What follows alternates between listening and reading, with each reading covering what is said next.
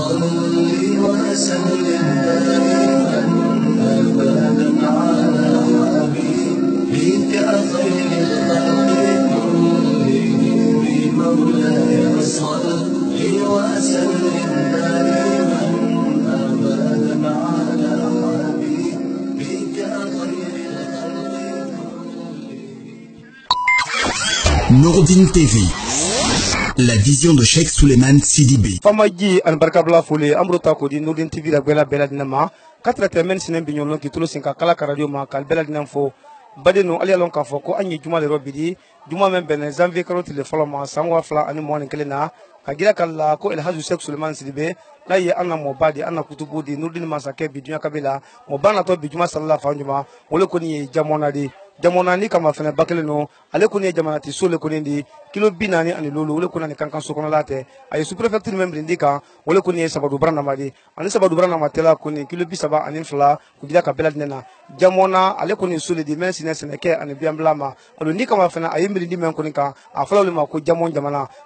o ni kama fana du belebele lolo le wodi kadam na jamona ma woro ko si sefuduma katete jindoma ko si han ba fe balabaduma o jamana lolo ko ni wala dinan ko na afla le ma ko jamon du lolu kayra kala ko ko duwo kelen kelen be o bela dinan ko nanne bi juma salin ko ana ke alina ali siyo masulu kadam na tindu wule ma ko se jema kata te juma wuli ma o beta ko lam samana kan bamrandu o bela dinan ko ni moyandi ko ta ko la bangban kaluka kan kalu wala ka fula wuli kan kata te bata jamana ma jemran kalu wuli fama to ko fenya sula den ma ela Cheikh Souleymane Sidibé ala bi juma salin kunye mundi jamona so kono wule ye jamona so ti chomo na ye chomo alfa kuna tedi aka kele amena wajan kana mo bal ma kala wajan sumana ma ka so ma ke Nourdine ko el haju Cheikh Souleymane Sidibé ko ayina kana juma kelen sali jamona mo ba fe ay do ke mo ba ko ni na sidin kan belad nanye ademe ne soko no men ne soko kan ko ka do ke abelad nan ko ni ala ko alli harge so ngame ma jamona jamana ko ni akabo anyagra ma ko ni toroya ko ni we anna musul kan ay demsen ko ni kan ay so kan so di mayle ma nyame ma ba mo ba ko ni haminan ko mi ala bi na jamona so ti tomo de wole wole haminan ko le ko ni ka kesababu di ka kilabla el haju Cheikh Souleymane Sidibé ma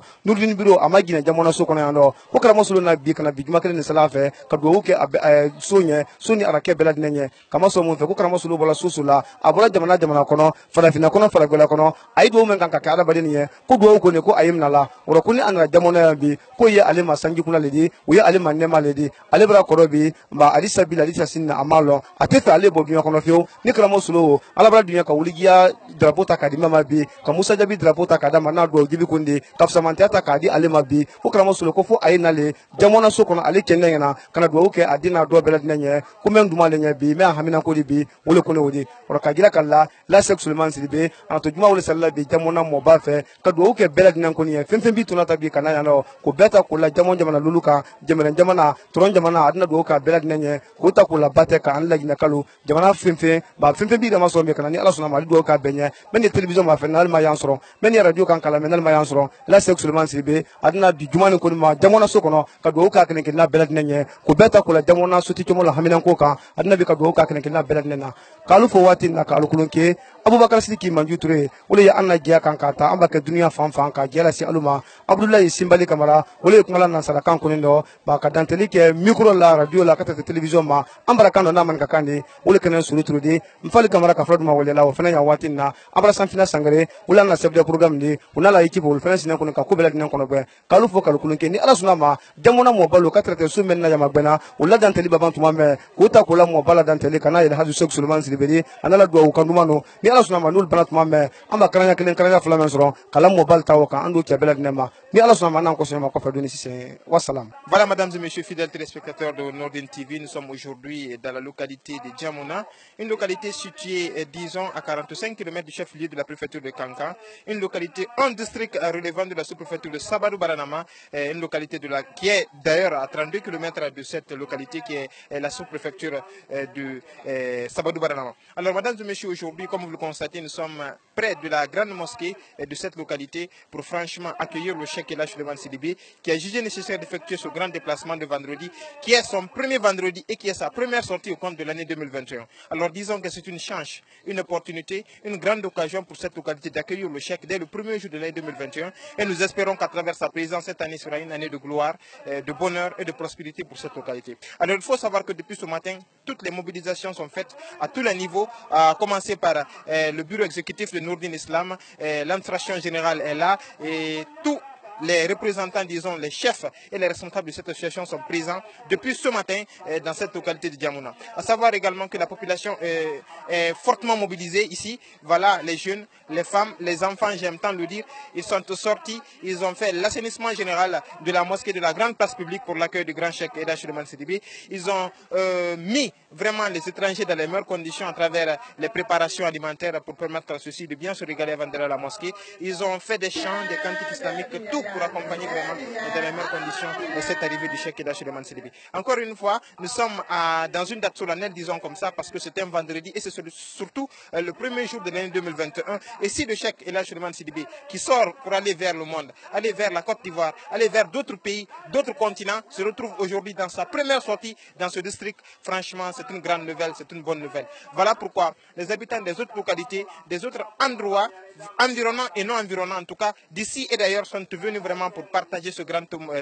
moment émouvant en matière d'islam. Alors le grand cheikh Souleymane Sidibé l'avait dit le dimanche passé qu'il allait effectuer le déplacement dans cette localité. Il l'aurait déjà fait depuis la semaine passée s'il n'y avait pas eu le malheur qui nous a frappé à tous, le décès de l'âge Mamadi Sissé, qui est, disons, le papa de Lamine Sissé Anaïm. Alors, nul n'était le décès de ce grand monsieur, nous serions là dès la semaine passée. Alors, il y a cela très longtemps que les populations de Djamouna, à travers, disons, le Sotikemo, comme on aime bien le dire, le patriarche de la ville, était en train de faire vraiment des plaidoyers afin que le cheikh Aïda Souleymane Sidibé puisse venir ici faire cette grande prière de vendredi. Parce que c'est un monsieur qui a déjà atteint la centaine, qui est maintenant vieux et qui désirait voir le cheikh Aïda Souleymane Sidibé dans sa localité bien avant son décès. Alors, ce qui est fait déjà, la délégation est en route pour venir. Chers téléspectateurs de Nourdine TV et auditeurs de la radio Kalak, c'est un grand plaisir pour nous. En tout cas, nous allons vous accompagner dans l'intégralité de cette grande cérémonie de vendredi avec tout ce qu'il faut. Du côté de la radio, déjà, tout est en place avec le chef des programmes Mamara Sanfina Sangari. Ici sur le terrain, le service langue, il y a Sori Touré et Mfadi Kamara. Derrière la caméra, il y a Bakar Sidiki Touré Mandjou et ici pour vous servir en langue française Abdoulaye Simbadi Kamara. À tous, merci pour vos fidélité renouvelée à la télé Nourdine TV et en bon islam. Assalamu alaikum wa rahmatullahi wa barakatuh.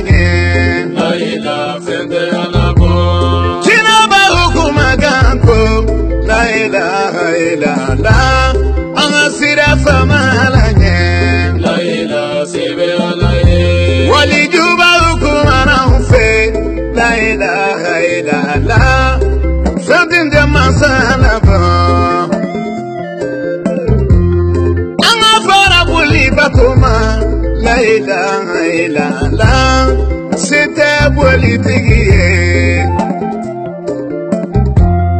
On a fait la piste soma. La ilaha illallah. C'est d'une des politiques. La ilaha illallah. Il a tout fait mal à tout. La ilaha illallah. Femme dit femme à la peau. La ilaha illallah. Walidou kumana fait. La ilaha illallah. Bega sira fama la nye. Nourdine TV, la vision de Cheikh Souleymane Sidibé.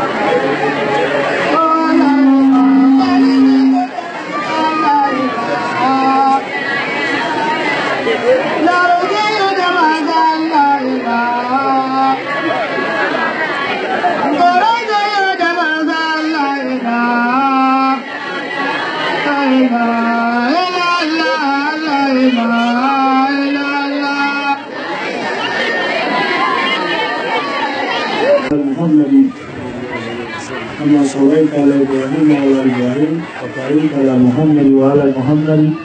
كما باركت على إبراهيم وعلى إبراهيم في العالمين إنك حميد مجيد. الحمد لله أمر صلاته وكلمة كبا نانا بمقول كاين نمر على بوكا كلا صحابه سيسلم سلام فيه كاين نمر على بوكا أمر يقول إن كلام بكر سيقول كل بوكا نمر سيقول على بوكا كم تقولون كابو تسولا كابو كم كابو جرامين يورونين نان كرموسيلو كيامبي على يدي دوم كتو كمنان دوم ما على بينكرا دوم كتو كابو نوا منا كاميلا روبان دوبل على بوكرا هو كارو نجومان ته أن يفوني كتو كرموسيلو يا أنا نور yang na kunti lai Idrissa Kuyateri jamana imam ko ka bunya di na bani si bani senema mo bema fem na no kafara itasola beta bunya yaro be na ni kokele nema anna foli e kramo solo nye alanna lila kirili e cheleri alamna le mona bonori ni ka ambarenke nani ya amana sinin ko amana wori ko anani islama ya le fe ampere ma kili dogere ma ya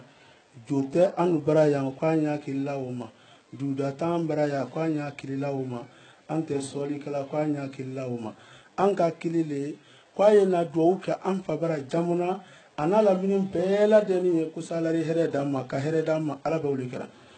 ambare pempe na woro nana na tahajula karamo kay douke bela deni dou ba ke kamnamma alaba ulikara hami meye mo bala ko mi anabilila ka fonyamma ambra misri men lo asambilo ni sanworo uleni ambra duke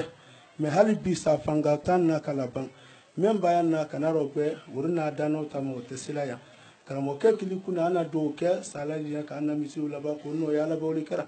kabanka duke amfa bra demsanu ye jamuna la mini pempe seyani konro filibra wora salari dia du kron namfulu na kram fa bara ya la nyamaka naron vraiment keyan minu ya nyini ndiaro ka boso kono ya kala dia ka wuli so kramo ke do kanye o hami yanna kabanka do ke ana dem ye karana duli braba karana hali sinema place sɔrɔ fɔlɔ ala ye diɲɛ ka place ko nɔya u ye place sɔrɔ minnu fana ye jamana janu kɔnɔ o siaman fana ye ibra se ye mais sɛbɛ sɔrɔ tɛ na irisi u ye kɔnɔfili tɛma a do kɛ salari diɲɛ ka sɛbɛ kɔrɔ bɛɛ wulu fana bolo minnu fana sini mɔba ye dafɛ ya mɔba fana daɲini na ko karamɔgɔkɛ ye dɔw kɛ u ɲɛ an ye daba le kan salari diɲɛ ka daba kongo di an na ka ban ka dɔw kɛ laginɛ jamana ye fitina min y'a da kan ka u ta la sa ala ye diɲɛ ala ko kullama awkadu nara liharbi atfa Allah gbɛlɛya n'a nara ni k'i sɛmɛ ala la wallahi ala ta'ala ko k'ale la gbɛlɛyaw dansi ala ka ala di an na mansali fo ni ɲɔgɔn kɔ ka hakili ɲuman da i ma ka ye wa fankelen fɛ k'an na jamana suma bolo ala bɛ wele kɛra an na karamɔgɔkɛ k'i la miiri min la William Famanadan ka a ɲɛni an na den sɔrɔ muso minnu fɛnɛ yan bɛɛ hamini den na o bɛɛ lajɛlen fɛnɛ bara la ka na yan nafa ko karamɔgɔkɛ ye dɔw ka ye den ninnu ye mɔgɔ b'a sɛgɛ kɛ a bɔtɔ den nin ye den b'a hɛrɛ sɔrɔ ba de hɛrɛ sɔrɔ ni den ma hɛrɛ sɔrɔ a fɔtɔ den ba ma di ko muso kuron k'a den ma sɔn ka sɔrɔ a seko tɛ ala ye diɲɛ ka den wuro b'an bolo karamɔgɔkɛ ye dɔw kan ye ka dɔw minɛ ma ala bɛ wele kɛra karamɔgɔ kiliku in de fɔ k'an bolo ni bɛɛ ni hami ne bɛɛ fɛnɛ ni hami fu da kɔrɔ karamɔgɔkɛ ye dɔw kɛ bɛɛ ɲɛ sisan an tɛna sira bɛɛ miiriya fɔlɔ mais kilili kɛni bɛ na jamana bolo o le fɔ k'an ni ka dɔw k'an na misiri ko la ala y'a na misiri laban ka dɔw kɛ an na denmisɛnninw ala ye diɲɛ k'alu harijɛlu fulen ka i sɔn b'a kɛ ala de ala ye diɲɛ ka sɛbɛn minnu na dumuni kɛla minnu ka ban ka dɔw kɛ naba ni siba bɛɛ lajɛlen ye mɔgɔ b'a k'a dɔn an bolo wɔrɔ ko an y'a yira ka karamɔgɔkɛ la fɛn t'an bolo k'a d'a ma mɔgɔ tɛ ji ma yɛrɛ la bamaden na an ta sɔn foyi la bɛ bɛna a yi wasa an tɛ a taara wuli la fɛnɛ mana fɛn kɔrɔ a ye nani kana silamɛya le dɛmɛ k'ala ka ye dɛmɛ bari ala b'o kɛra mɔgɔ b'a k'a dɔn an bolo misi kelen dasi 100 lolu ko k'o di karamɔgɔkɛ ma k'ala dɔw la ji lewuri ka dɔw minɛ an ma ala b'o le kɛra an na kɔrɔna sen min ye kuntiya la n'a ye kaba kunnateri o n'a lamirina o dasi 50 lolu k'o fana ye dɔw la ji lewuri an na journaliste dasi 200 an na journaliste ɲuman bi ye nin kalatala min y'an kana sela ka diɲɛ ka ko bɛɛ diya don an na 200 ko k'a di wulu ma k'u ye wulu ta kan k'u ye fana ye karamɔgɔkɛ fana ta kan coordination mɔgɔ mara wulu ta fɔ an na bɛɛ t'i bɔla lo dasi 50 lolu an na coordination mɔgɔ 50 lolu an na bɛɛ t'i bɔla lo dasi 50 lolu woro tan ye o bɛɛ kan an na mɔba n'a ye ni ye an jɛ a t'a la de k'a yira ka diɲɛ bɛɛ la dasi 20 woro tan ye o fana kan k'a di wulu ma jankana dasi 10 woro tan ye o kan awa jansumana woro tan ye dasi 10 fana ye o kan k'a ye dɔw kɛ an ɲɛ k'a yama gbɛ mɔgɔ b'a ka mɛn an na ni dunu biro ka mɛn don an bolo fo k'a yira ka karamɔgɔ la jama la ale de ten n'a ye ka fɛn yarɔ mɛn ma bɛn ne de man kusa fɔla n'o tɛ miiriya ɲuman gansan na an bari n'u la ka n'a ye ma gbɛn an sawa na ila nali la ka se dan na tɔ ma tɛ sɔn a la an ye yɔrɔ min ten an bara ɲaalen de ten komi b'a ɲina kun furan walayi an bara sawa i b'an sawa min de kɔ jima na tɔ karamɔgɔ sɔrɔ na an bara yan walayi ala b'o nɔgɔya an ye k'ala di an ye miirila ma an y'a ma karamɔgɔ sɔrɔ kɔrɔ ala b'a kɛra ten bɛnsima ala bolo ko d'a ma karamɔgɔkɛ la min nani k'a kɔnɔ bɛn ka dasi 50 lolu fana di wulu ma u fana y'i dɔ ja i ta o kan sara ala le bolo an ta sara ala de sara ala le bolo ka sara ɲuman dali fana ma ala b'o le kɛra lolan fana nani fana n'i ma se lu ma awa imam bara ye an bara alamadiya ko fɛn fɛn nani bɛɛ wɔ lu ma suma ye bɛɛ wɔ k'o dumuni kɛ o an nani mɛn kama ale tɛ n dɔw ban tɛ sécurité yi fana ta o fana bara fɔ 50 lolu k'a y'i jija k'ale ye karamɔgɔ solo kumakan de mɛnna fɔlɔ n'u bɛɛ b'u la ale ye bɔnni ye a nana kunun wura ale fɛ ka na si yan k'ale bɔnni ye depuis ale ka karamɔgɔ solo kumakan mɛn don min na a ma radio bɛrɛ ta o fɔ ko karamɔgɔ solo kumakan ala baara la lɔ min kɛ ni ka radio bon da to a fana ka radio bɛrɛ karo kelen ni kɔ karo yirikan bɛɛ kana ma radio la mɛ f'a tɔ adam nan kɛ ni kɔ k'a tɛ foyi de fɔ a tɛrɛ wala yɔrɔ min na u ja man da a ka mɛn boli ka na a ka kile 60 bɔ k'a na ko ka n'i ɲa la karamɔgɔ solo kan o fana ye yan awa n'an bɔra yen an barikɛ ka bɔ jinɔ layi kaba kunnate k'ayiri diɲɛ ka kuma d'a ma a fana a dan ne hakili fɔ ka fɛn waati bɛra surunya wala yi sallallahu tibɛn kɛ ka mina saya moyi ma ala b'o kɛra ka mina ɲɛnama ma ala b'o kɛra moyi bɔ sɛridiya jama bara yɔrɔ gbɛrɛ ayiwa karamɔgɔ solo ka hakili ma ka fɔ ala b'o kɛra lɔnni bɛrɛbɛrɛ mɛn la ka lɔnni wo ko yiriwa ala b'o kɛra an badenkɛ mɛn na a la jiro wuro bila na awa jamana mɔba la belela de ka hakili ma ka fɔ ala b'o kɛra k'an bɛn se ma ala b'o kɛra k'an tan ka kuro gosi ma ala b'o kɛra kabo ko karamoso da karamoso ba dubo ya ba imase girela imase ifala imase inala woni se kala gira mate anyo ko ro buci bulaka woni woto mo sama na ko bi afo jahannama ne jamuna kale ni beli bi isi ni jino le isi ni sefuni ne isi ni ko balale ado wume kala kaji wambe ma ala bokara kanje ni be sebata ala bokara ko sapote kan tanga ma ala bokara ni ka mo shema ye ko ra mo shema to ko ra ka be sapote le ma ne to le ko lai ka ba kuna te ka fara jino la bilambe mo ni jamuna yane kana nyala kara mo sulo kan ay do wuke jamuna nya ka ja wuke jamuna na la mini benya pepe mana na ne wora na ya magben na le kan bare bre di ka do wuka benya ku kala ne filana la ne bole do ngele na ya ka di kara mo sulo ma kwa do wuke nya ne bana ndo ni ka de si wa bi na ni sulo ka la ku woka kwa beni hamina ko meni ko no ya nya la bokara belinde ke bra bo ya bra sali seri abra ko bela ka ye amani ma ko nani hamime na wule wadi kan no ya nya kasi ada malu ala bokara wala iso ay haka to ha salom no gati se flam to tante la la la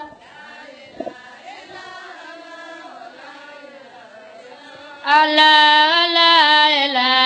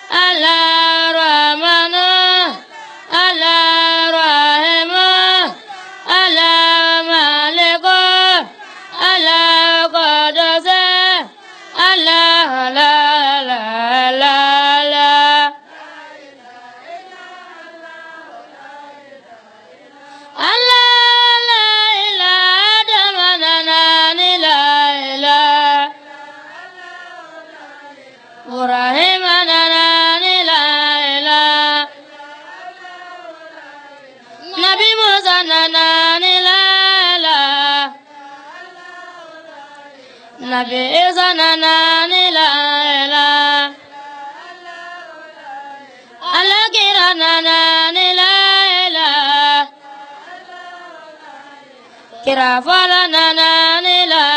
la kira la banana ni la la tunya tegi sansan kala la tunya tegi baro kala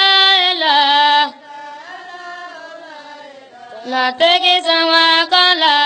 la la la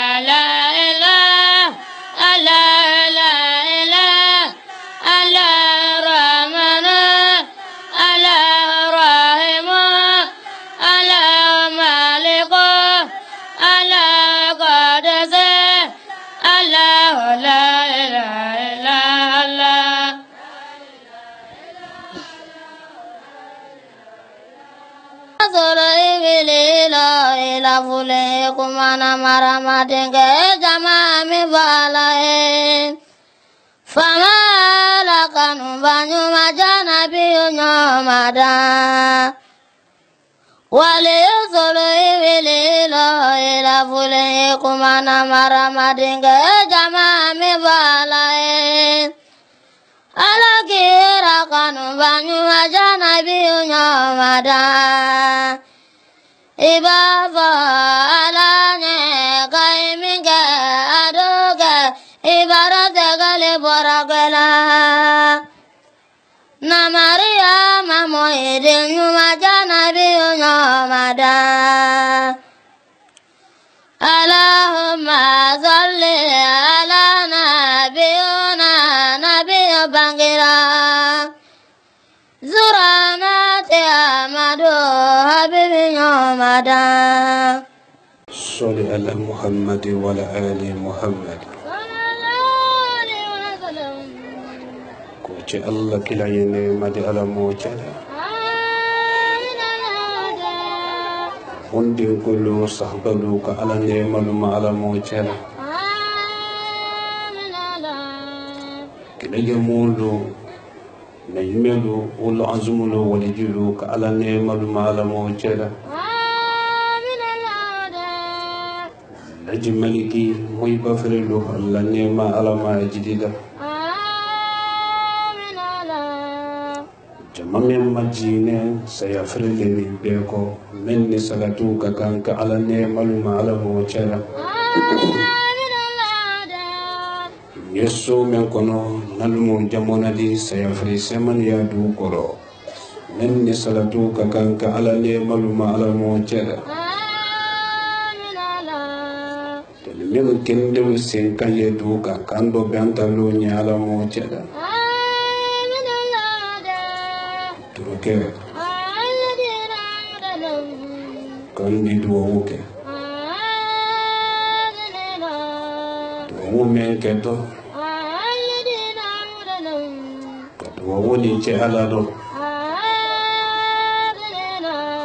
ka che alla kila banka duma woni je mo baldo men kede ala fe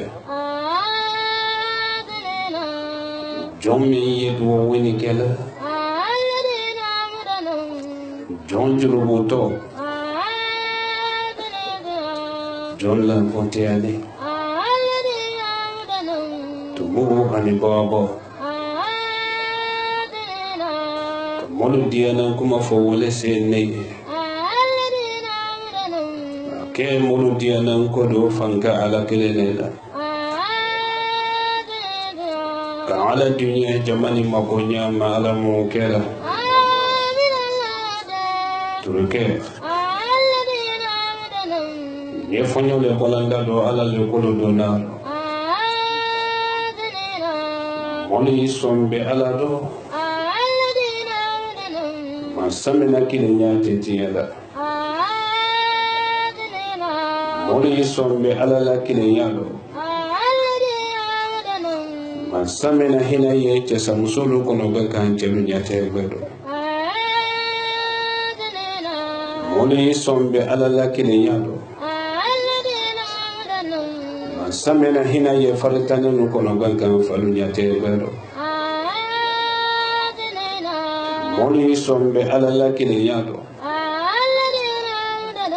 man samena hina ye jamfa julu tiya da jamfa lo sidile ko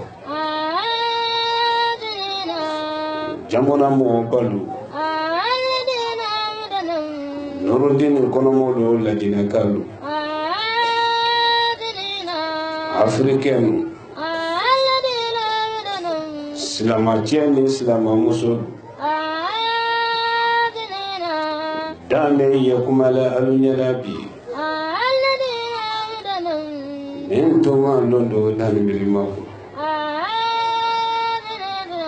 tawore lo ni wo ya kumala dan ma kun se man samenye jamani ma kunya fanka ni man sawoleda ba follo mi dadi solo barasuma kele ya faranen ko bate kalula kele ya donen ko jemere mo baluka kele ya o baselo me jamona mo baluma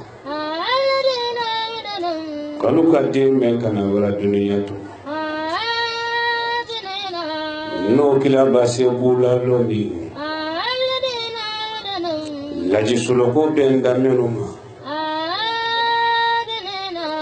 dina jibon din ne musulunya laji suloko makeme nuhene koji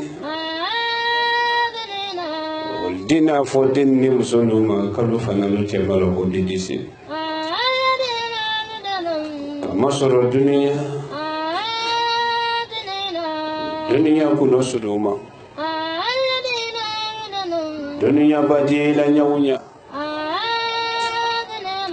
madiya men na telegele wolde malolo kama soro dunia ba jama soro nyawnya jama ko make menu harijade wolde malolo sabula ala bi so yesila ala bi jemfena yesila turuke imadi jonne kumaka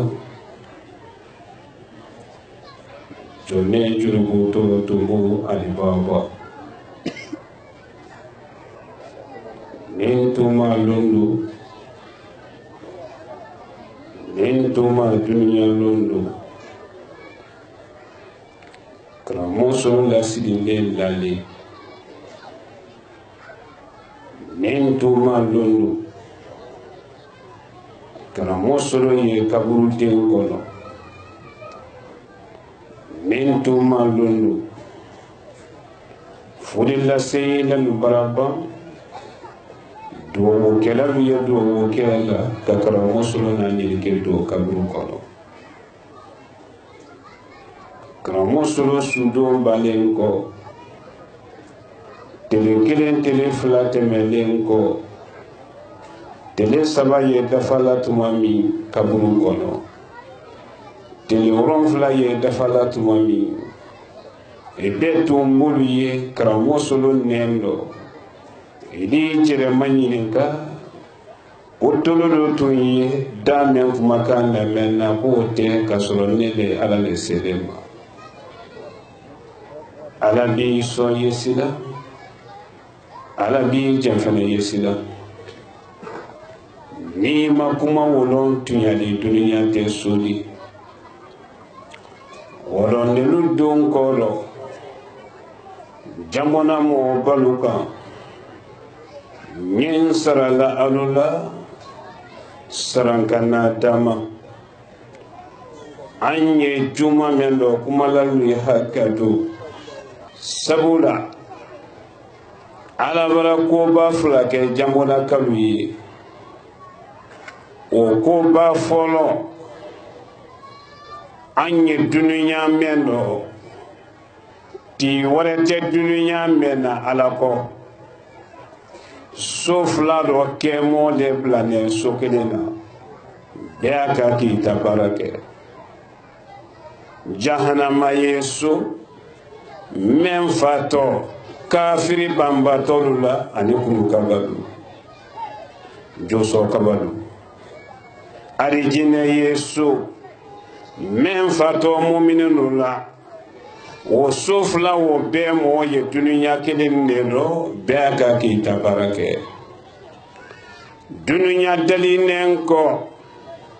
yahudiyani nansara wulu kalla san jatebo kalla karo jatebo kalla tele jatebo ulta san yelema wo karo tele folo wole wanen bena juma wo fene sali yoro ma be fanfama ala bolo fokana wo ke jamona mo bolu fe ko sema yukono ko ba fulana nalu silamalu anson beni antatila de mendo woluta san konten wala san karo konten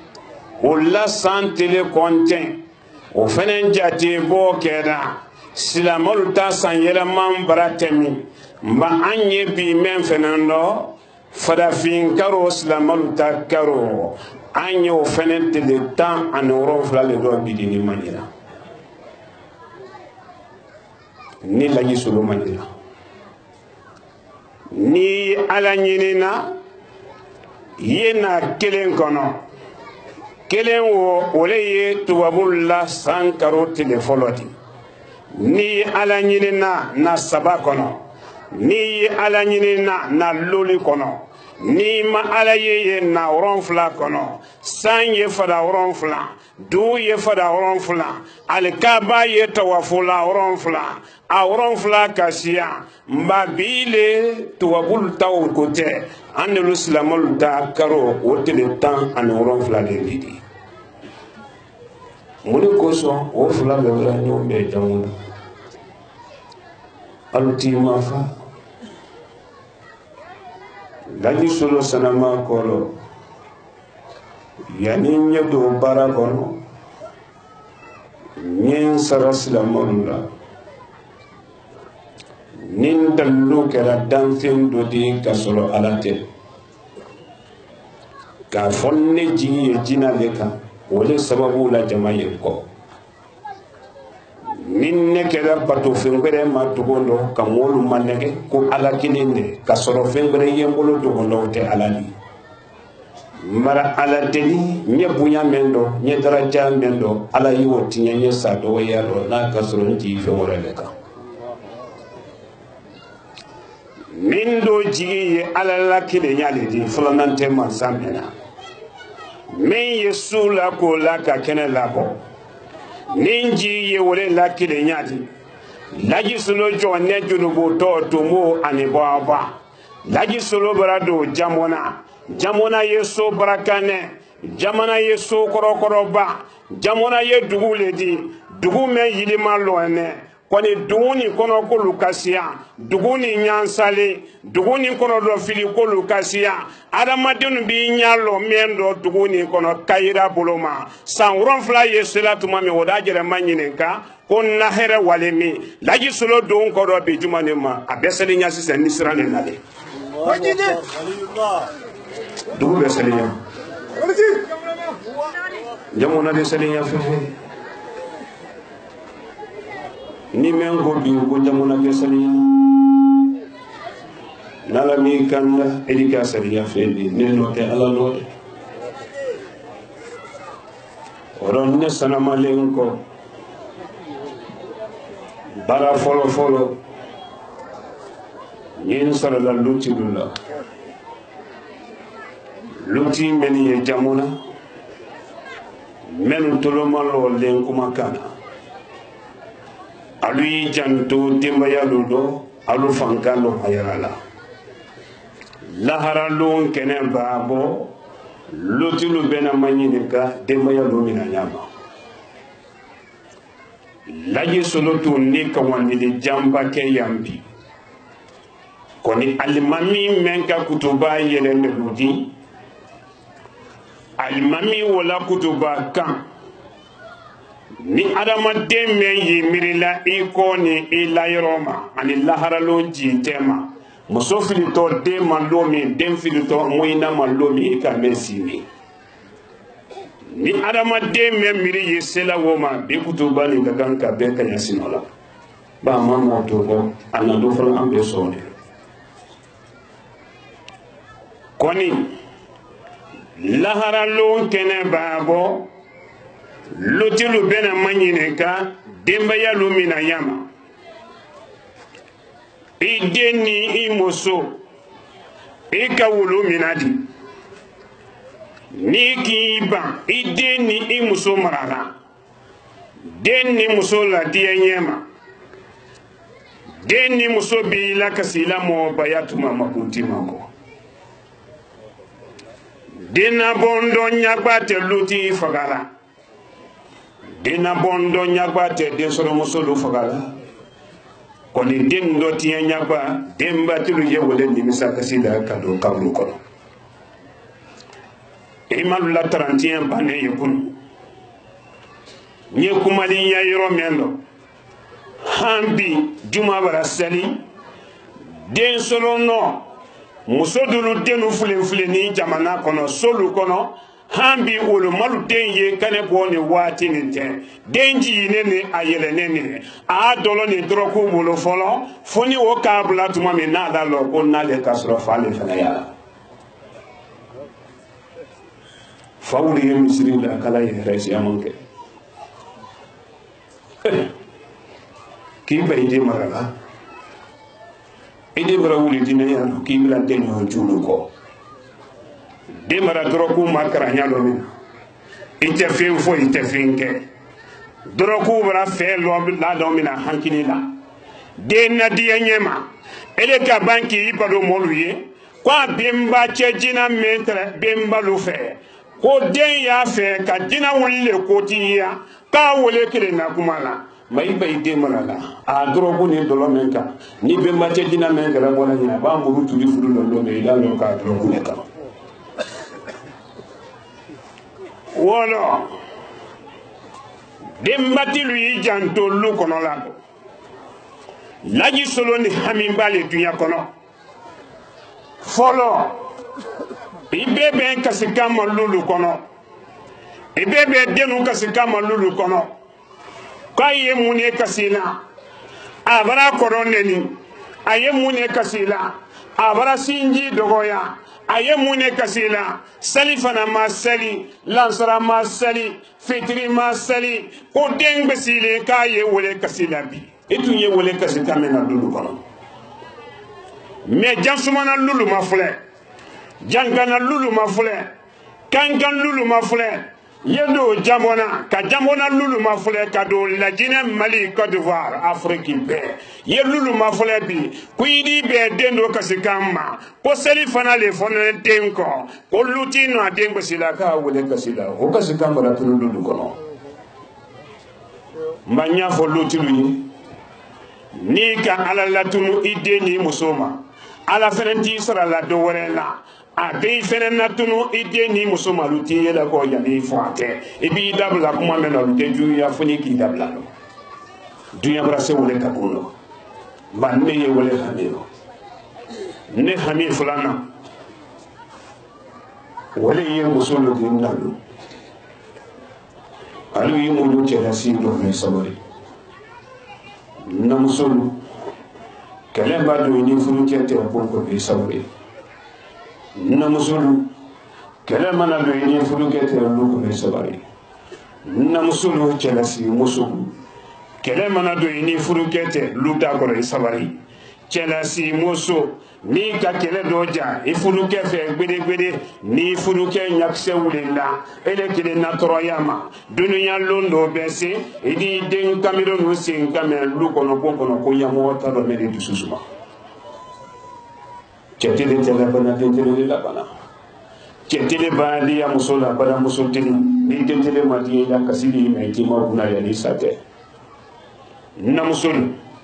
sina yake dana temene ba to tunjelela musoba sina yake ni ma to tunjelela idi bonkono lanno ta menento isina musola bonkono kani masina la bonkono ni kaira ta wo mape ile sono mema ile yi sinka ba menu yi bolo idi wa ba wulo malo tiyali lalula ko kaira men wuli ni isina la bonkono ko kasina musola den na herelo tiye nya fo musolu yi ta menento isina musola yoro do kaira ta no mape ma here men wuli to ile yere la bonkono e woni ke do sa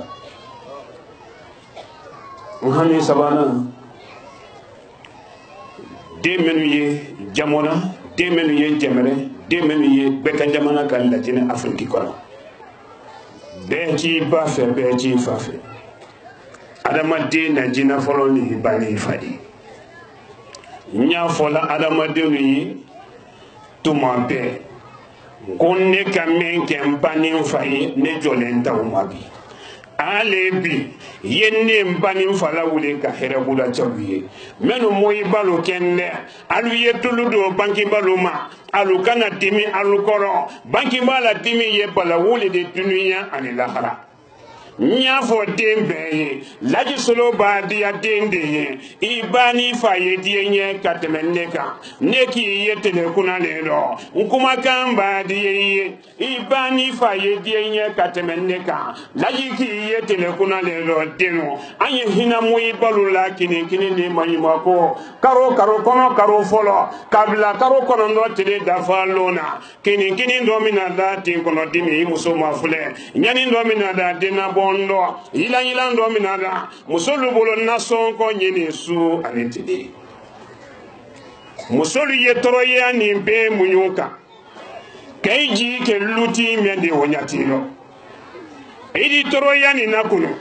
kui demba se koma odiji bunyala de wulu bunya wati ni ka woye dolo ni droko ganka nya boyle la chela si troya no e man na lucia man kunsi yegbe kambi si ka sabi mase sigbema foite fodena bondo monyima ko ani chela si nyali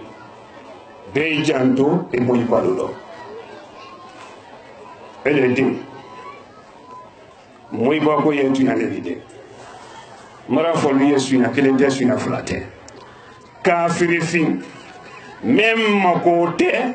kafiri fin adi salila kafiri fin ade salatoma me abaduma ya faduma ye ele men ye misli la su anintile ele ti bakoma eti fakoma ele te muyi bakoma ini la salin noro ni ki ke kafiri ka même mako ye muyi bakola wallahi yani tele bete italo mo yadi muyi bakote tulombe kodi e ma yebi la ñu solo la buru fe folo ne ka men soro wala ke da motori wallahi mo yele moto wo kan ka moto wo di ngoro mfama ka di ngoro ka ba wati yiri ka nyense ma wo moto ka mfa ko nye ki kele mara ko fula basi fadenya ibro la lo na duma aflana ibra yiraka ko femme haminela wala yini korotedi ni sala benne alni nyonte salin te dunya do muto ko hamintena ko e ko kala yele ko muto kideni ka ni ko kenne ko son ko ke sinji bunya ko son sayadi mina iba kuno soma iba borifenu yinya koro inni ba memina kidi do kono kala keto wole kidi haybeto barakale tewri do wule tewri o fone ne ensema men ga do wo grasa ala don se bele julu sarama di julu sara julu manti nya ye bero nya tembe ba julu sara ya ma wajibile di anye julu nyuma leta hani batire ni so malake molu fane ni na ite kunu fio na la mi sara dima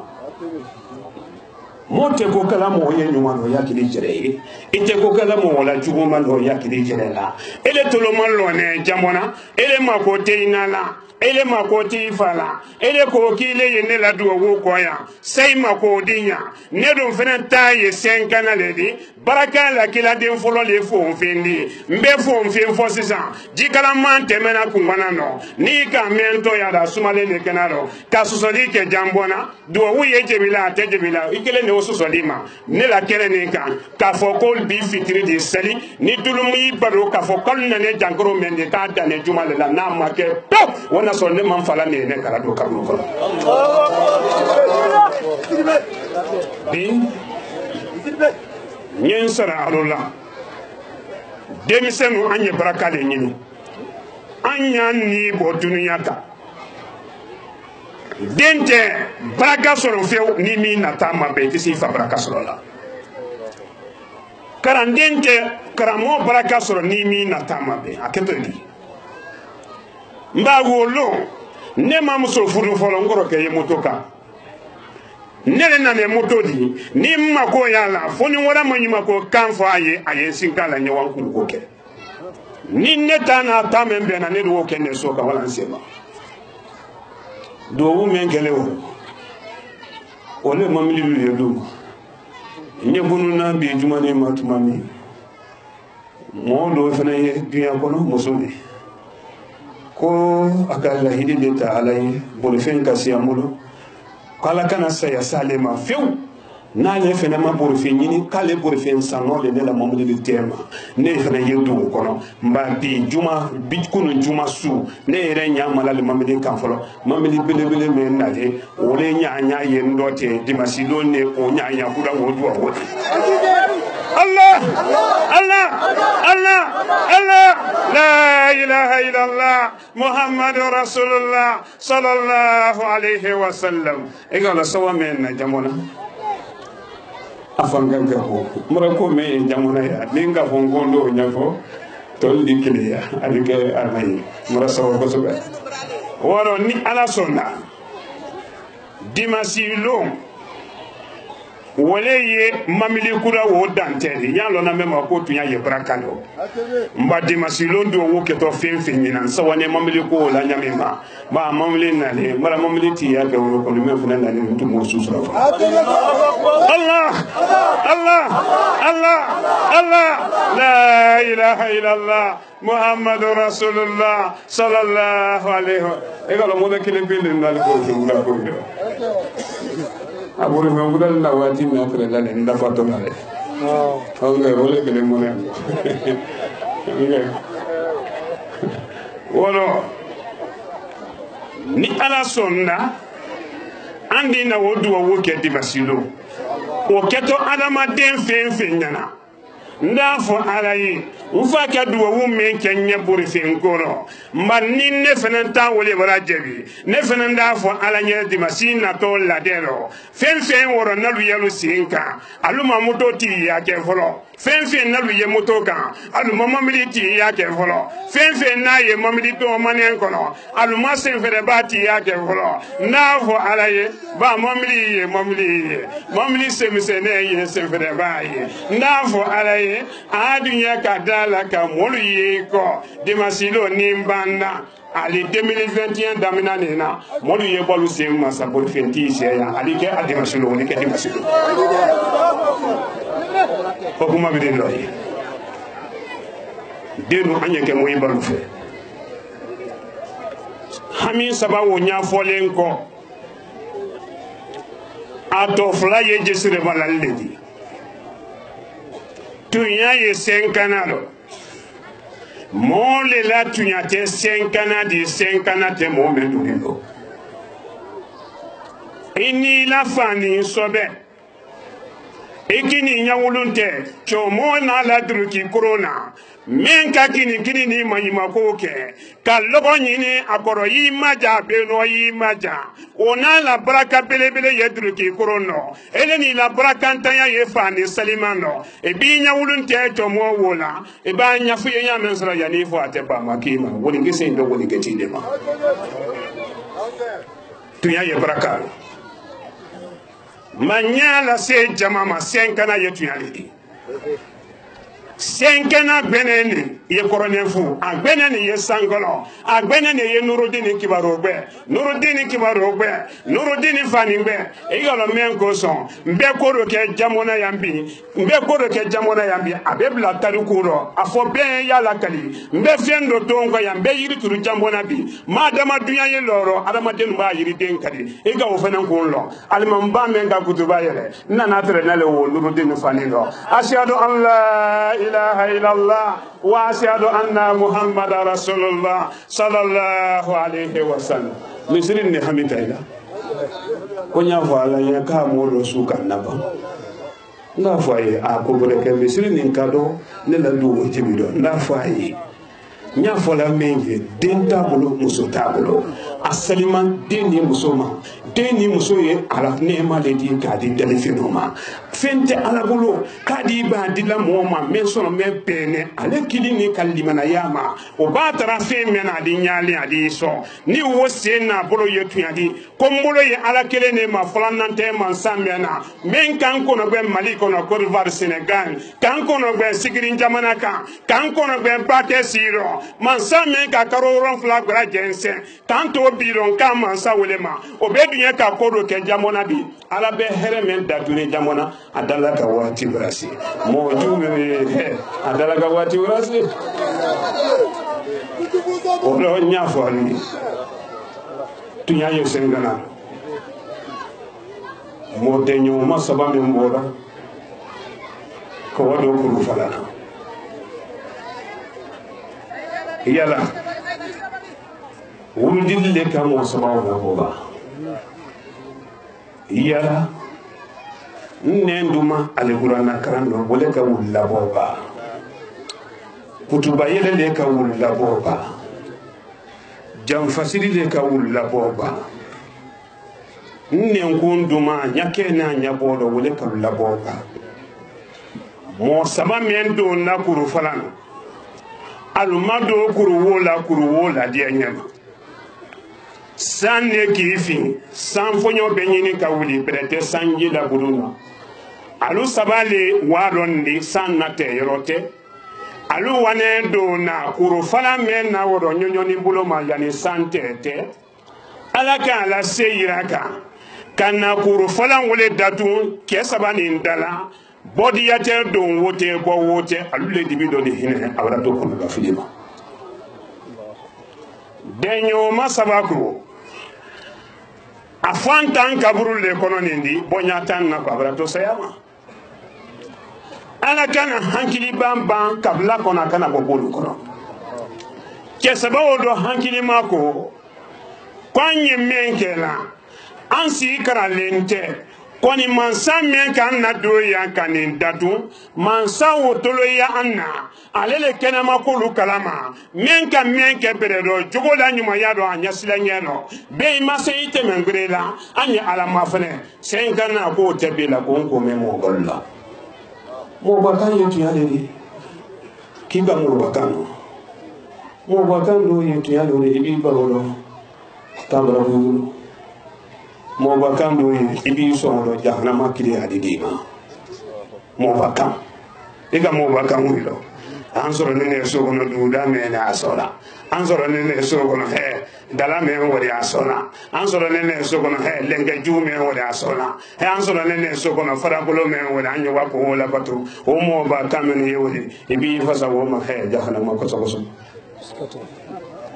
ko lo mo bulo te kitabulo ko le kitabulo te mo bulo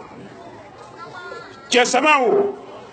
wulle no maseni do minala jamona kuma menu kei do mbolo ni kabini nka juma seli do mina jamberen kono manana nimbara kuma suke awa ko don fene subare dike tele fulani no go fulani alala koni bi nenna ne mude te kamba yambi bi ni tunyale ne bala segoro abele jamona ma ni tunyale mfala segoro jangana abelo jamona ma ni tunyale laji maliki la segoro samatila abelo jamona ma ni nene mo sabawo fana nya benenkera abelo moluma bi menu kan deme jamona juma sella adiyara mo ye herebe dayele amadiya mo ye herebe dayele ele meni robe na kananka maki na don kumbena hali ma presi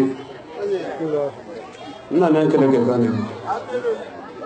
aba se jate no si sendi na kele fani ndo mo tafolo ni na kele fani ta sisa mo tan anufula me ye jabalo mo tan anufula mo sabapini boni sokerena atokono no be bona tayro ko jamwana juma sene ko men fole alu yella yisolo ko men anna tobi alu lan la daluna la ya finne lamso ya finne la kala tobi kan de ko bo tuyale alu sene ko la ko ni ala ko bo seti ko ina ni ba fari dal ma ko soro Allah Allah Allah la ilaha illallah muhammadur rasulullah sallallahu alaihi wasallam nan dumila me ko seto jatino do yani sete niveau la ibulo ble ko do yalla be duma nete ni ite bola kenan ni kan se nene men ba du da do be takiyama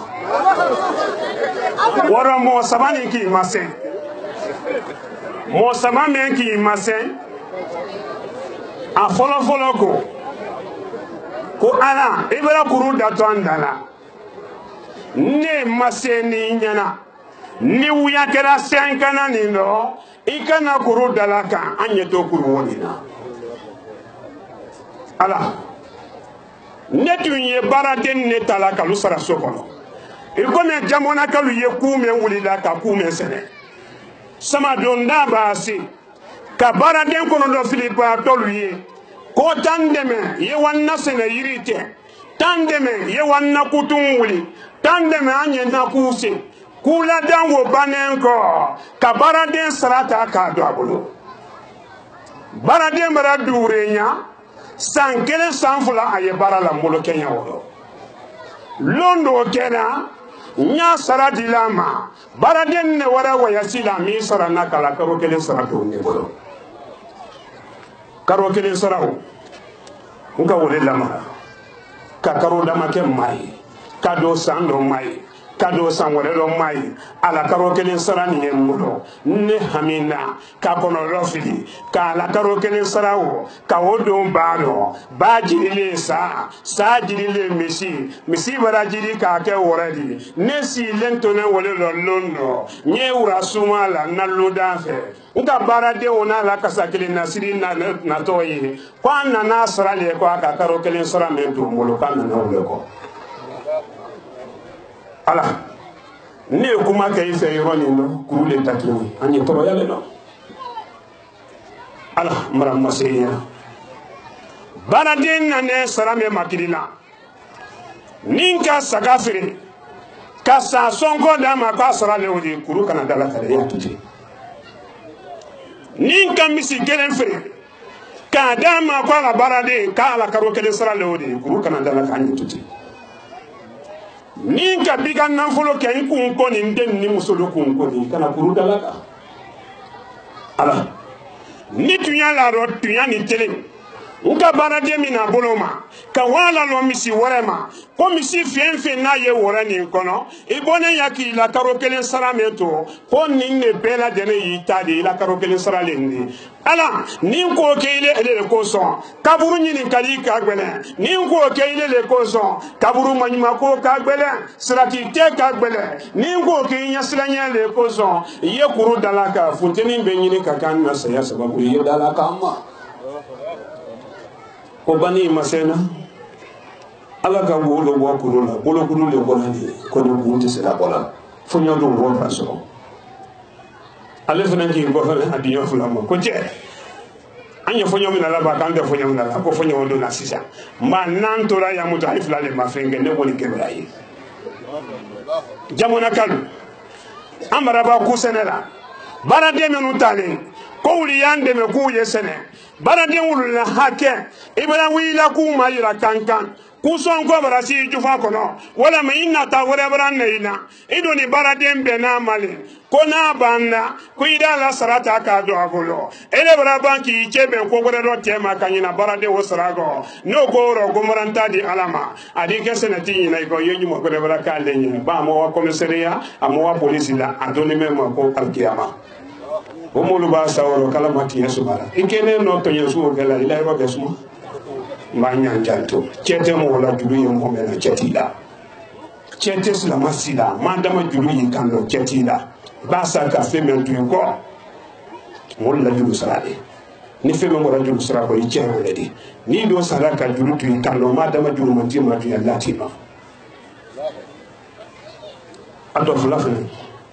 kelen k'i ma se o ka mun de fɔ o ko ko ala ko ne mɔyi ba fila le kɔlɔn ne n bolo dɔn dɔn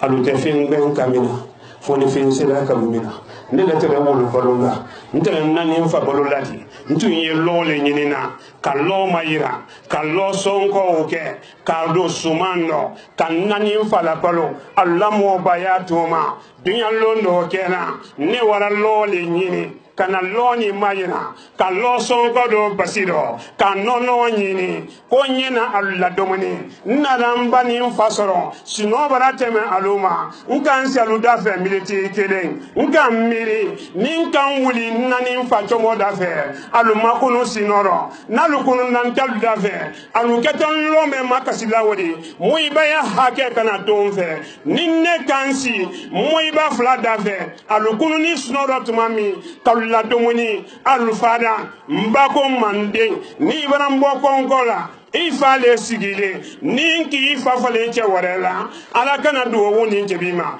no do chele make iba hami ko mena kala do noya musolu masanyiri ki ye sabalede beido ja yabli den kana na musolu ali jantalu jera do de senkana yetunyalede na musolu senkana yetunyalede de na musolu alu ye masanyiri ki bla denu kana alu ye masanyiri ki bla denu kana tuwabu tele waati kele min tun ye kɛla ni farafin den de wa i b'i sara i na la ko mara wa kɛlɛ rɔ i nadi wuli dɔ sunukun kan k'i ma se i fa la lu kɔnɔ la n'ala t'a fɛ bolo na i di wa ko t'i la lamiri k'i bɛɛ kɔ ne ni ka ɲamafu bɔ bila tɔ yɛrɛ kɔnɔna ka ɲamafu kɛ k'i kolo bɛɛ lamini kɛrɛtɛ tɛ kisɛ bɔ wali na i kɛ ɲinti ni a bɛ ne de lu ma kanyamu fugo ko bulu duita bina duita horon e wawli mo juulo yo mo ye krisi me falama tataaf kade la regro men wallahi mo juul la krisi do le nyafri tataaf ay di bulu grego tataaf bulu grego ngi si abuna yi mo regabi si bulu le jiwla ko fa kali bulu wala abiyem ma sen yiriki nyini kabla denu kananda ima ye folo tolo dimi jarantumba adama deme mina folo ite do wore kena idina musokoro kelen peso nan tolo le ndimina yende me yemma ti alamadiya ila segala santolo di suma folo musolutu yemu kena kada fe kunta ka sunji suma ka fo alaye ni maran che fale che warena ngeto ji men kala tolo do ka suma de ni maran sina den juya jini kana nyako kana ke tolo da godo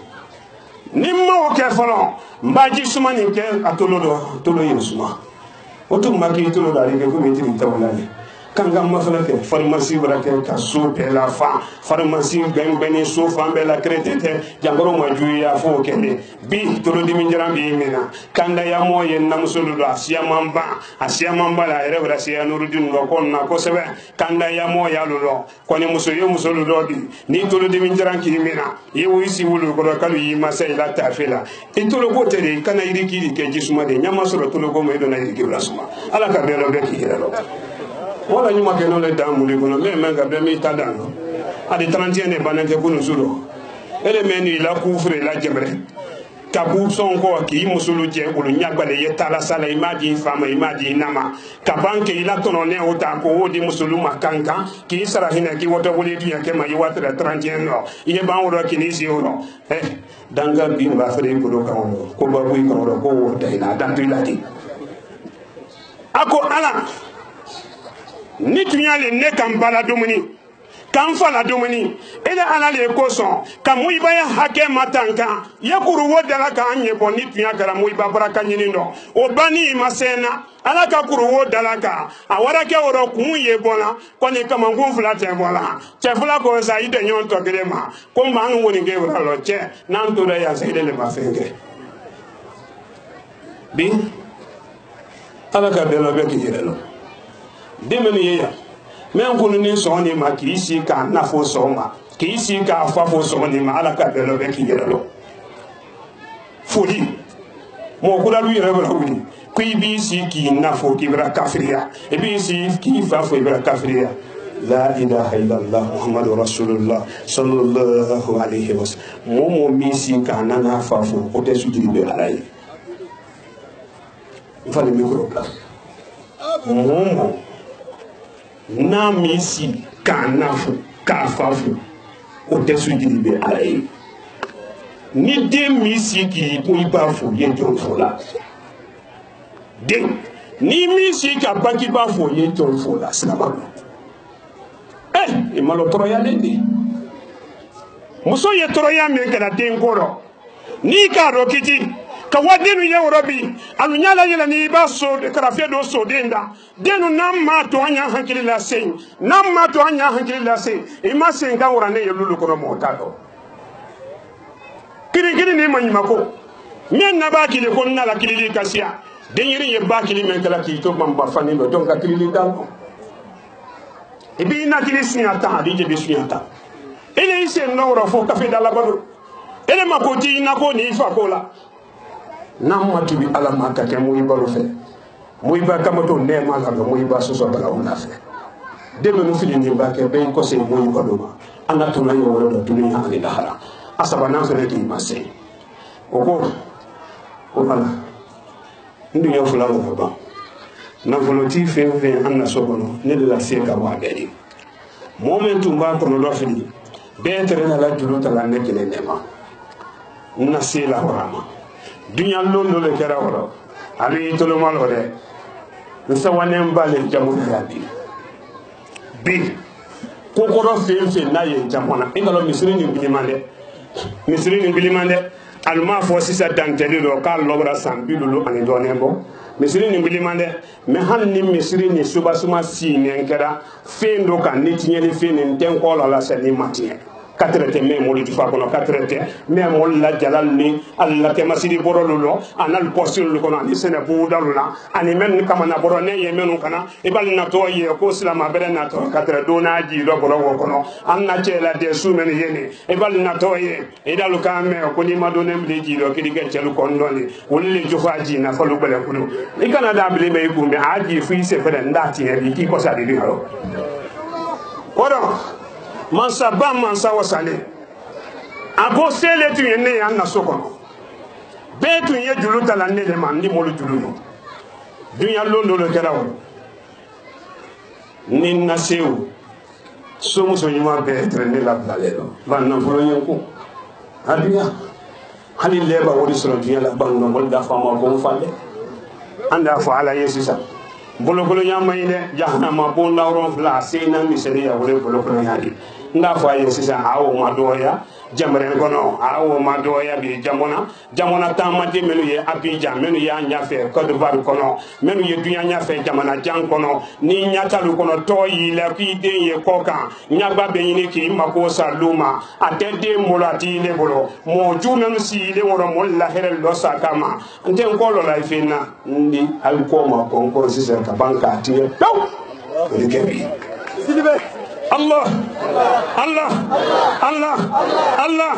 la ilaha illallah Muhammadur Rasulullah sallallahu alaihi wasallam men ni burila ki bongoro bonnato aliyo wayoro alala kile ne fonyote sela yorombe ini tane wotala ki buri ko wayoro do ko kara mosulo ba boya pilina i wora wo landa fo ala nyaadi fudo ki blay ko do fili susuta ne tante men no kodi jigala mante men ko ngona no ni ka men to la sumale be kala ako londo le kala wala muso do le tun yeso ko na muso ni ti yeso ko na muso bedi koni muso ni ale si ile che me ko che wo ye bolo ko le di nsi ile to na nan na foloti ya sawura do na dakoro nga de muso nyuma ne na toyi ka fonna kisingariye kisingere ka fonna dinanya na peti ka faye ko ta fo muso ni ya ko ne ya fe bona na kiso kila wala la sama kila wala la sedama ago gale ta che fale na che wala nga faye ngalo wa faye na wodi mo mi ko kwa sawula do na yesu mane kwa sawolo na yesanu ne kwa sawolo ko ninde ya jela tune ko musuka nakila de njali kale ta che fale na che wala kilanden kanya saba anje belawla ni kono do fini wosi den tora nka mata muso yere ko kilanden ko ye baro anya ye bo bakelen no ni muso bone bakelen no nka makasa yi idalile kandia nyafuye ele isonne robi nyila wasa dunya fimbela musoko ko nyemen fuli neche yelu manta fale na che werela ni feme kedi bolo kenne che kanso so da ko mbala dunya fen wono ni kera men kala nya ala ko so ala men ki so yenso ala wo ko so ni dinne so le ne ba kan che janfa ko mara dunya ila so le fen wono namso la lui janto ila fa bade yaro tolonge ko tolonge kote ele manen to fene mena kukala kele kukala fula ka wodo ibolo ibaba kukala sabawo mina la sonko kabanga fuye kali yenyombe nangano ali yenyombe adukufuna no kabanga wa wosara dima ali ya tore namato mo flate nyonye fala ye kalu sabanani mo lulu te nyonye ala de kalu woronani mo million ba kero mena ala kafone aluma mo kele sina yoromi ala la seji njine ma ido ne jonyo ne ma mo ti do na ala akonten chafale na chewolela nkanya da musonina musona la bolokolonya chena la bolokolonya nini na fentia musoni ko kale ta che jamfala kata fale na chewolela anda musuli yekuma ila mansi amanda masoro to dingole fe ye musulu yela ko se mandala alulam beta rusute toro yani mo nyima ko suudo basi la yi ko ke ila beta wara no so la mi jan ka mi jero ka buru yamma korona nka yana muso wole la ko ka tenfe ndora wole rosa londora oranka me kwa che fadi mandala che bolo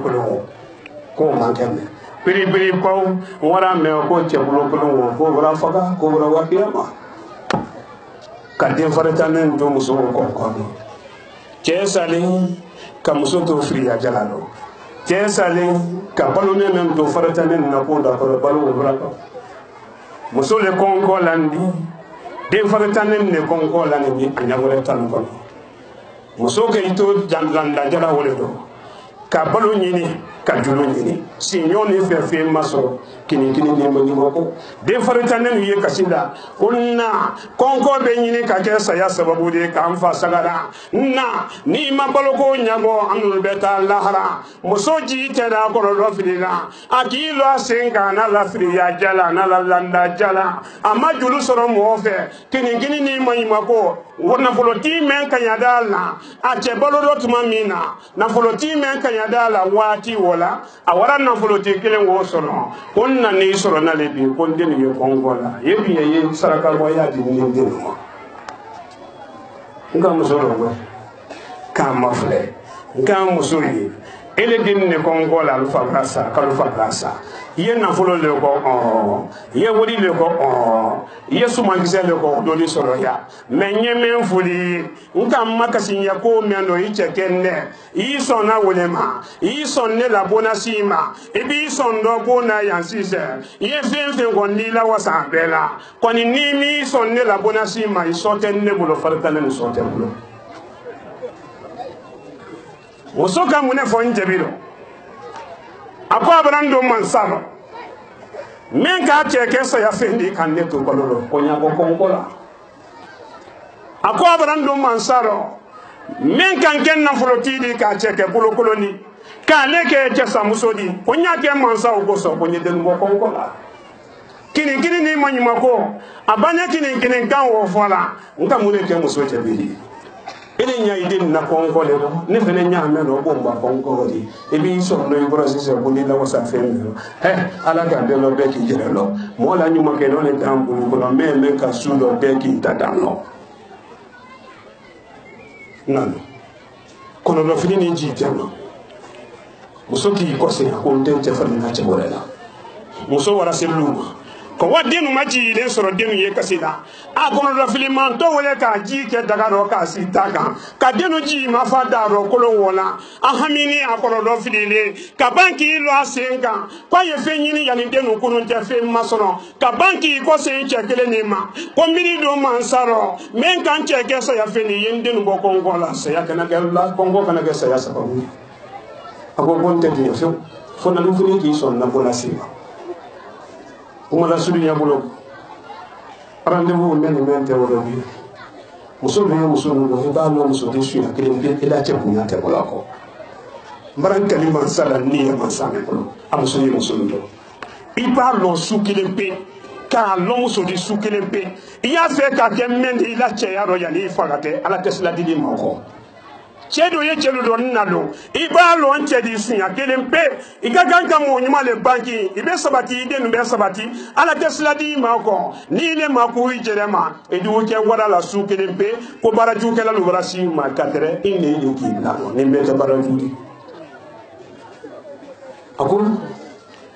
kuni ki son na bonasima kuni dem bo kongola ni mi son do la fendo fente mo lo kadi ni dem ma kono do fili ni ji te mawro anya gola te muso nyina muso ko ama manne men fuli ne ran son fema me sisi ro ni ye men kan ran son ma ne denu kana fa kongola muso li ye manyi ma ko si amando den go nyani ne ni muso men che sara ki den fareta nen tu ibolo che samuso men ye jamana kono ala malu kandana che samuso ye jamuna jamren kono alama alutemena ele che salen fen warati le bolo kini ni manyima ko andi dunya toro ya belaika ni nu wonen ko kalu yife ni le mi son wululo andi dunya manyima ko belaika yi so alulo wala mai ni faritane ne to manyima ko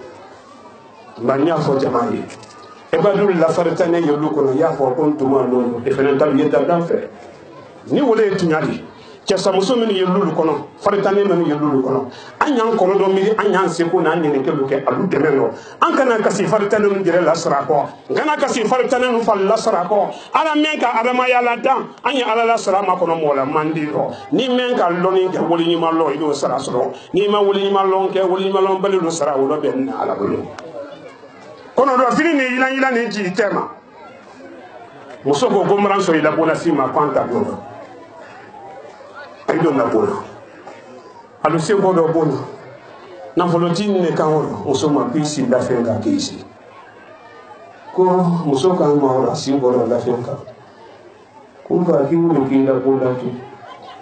kan yete me to wuri fa ko kan wuri ka bona tu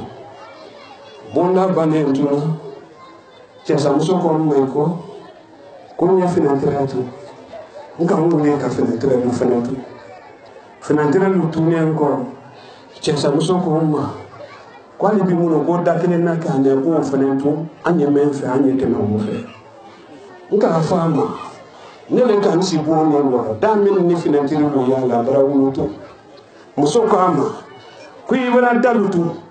ino dameno bila la ila bo na ibara wulutu ino fenentre meno bila la ila bo na ibara wulutu kwani alala da menna kani anala jonu te anala danfenu te marila yeli obeji bon kono hanni bonda lutule marila fanesere ya loni obeji amma ya hanni fenentre lutuni ala da damena kale ido yayi alala da wotu ila seti yaro iba alala da wotu ntuma me ko nyi lablado usobano falani kini na ranna manuma ko na ranna hina na ranna ala nyeslenye na ranna ka yere do feneno muso na la chi nya tunu lamma ala nyeslenye me muso do onyo na dan feneno solo me do nka ma fele wole do feneno silanda ala nye ka silele ala nye muso na la chi nya ko to e ka nya wulunte wala ka mini ala la jangata ma ka fo muso ma ka yi wuli ko mara dunya amma na la chi nya na folo me mbolo ka so suma gise me mbolo ka so kai wa faritane nu so Allah ninka muso ma waranga ikana dakuru dalaka ninka nyala muso fadi koloka ikana kuru dalaka nin senenkana muso ni ma ikana kuru dalaka nin ko to ile ala nyesilenyele ko so ye kuru dalaka andelu ye bo amara toro o bani masene ikoro ala ka kuru wo dalaka ja sababu la kuru fulana ande salzando jamona kan yambe ga kuruti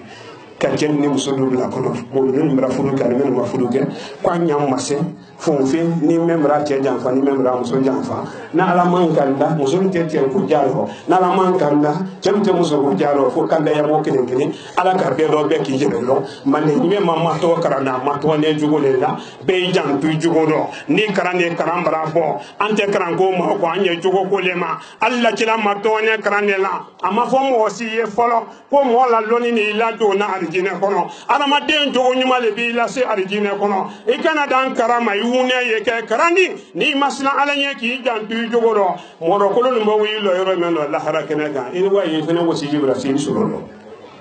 ala ka belo le ki jiralo woro mo sababu bonya kuru wala ka sababu ke jogo le mala ala madia ato fula ye jese mala le